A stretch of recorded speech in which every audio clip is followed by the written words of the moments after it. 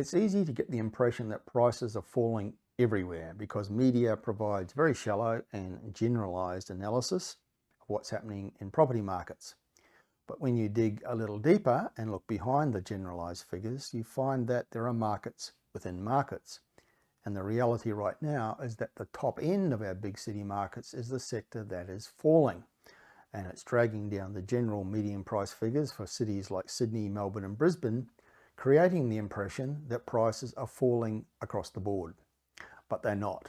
It's the millionaire suburbs that are dropping, while the affordable markets where most people live continue to perform well.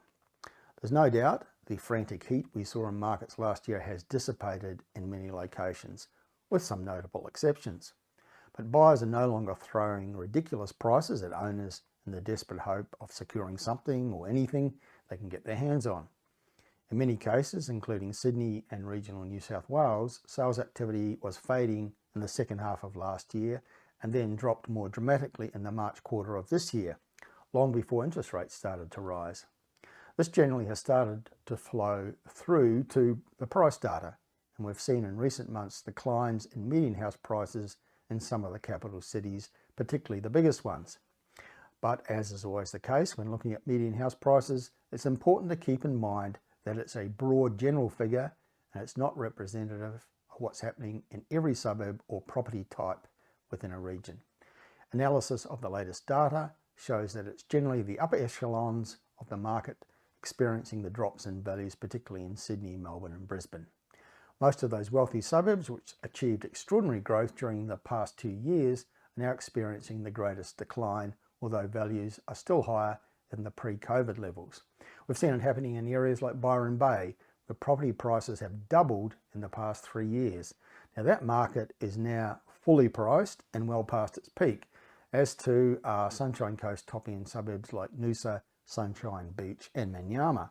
The Sunshine Coast, after 3 years of stellar price growth, has been fading since late last year and is undoubtedly past its peak also, for now. The biggest price falls in Sydney have been in locations where you typically pay $3 or $4 million for homes, such as the Northern Beaches or the Bondi suburbs. CoreLogic data shows that in every capital city, it's the top quartile where prices have dropped the most.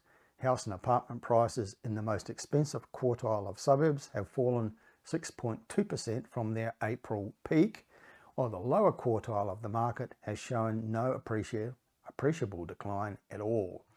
That's why simply looking at overall median house price figures for big cities as a whole can be deceptive. It can give a false impression that values across a whole area are falling, when really it's the top end that's coming off the boil and dragging down the overall figures for the area.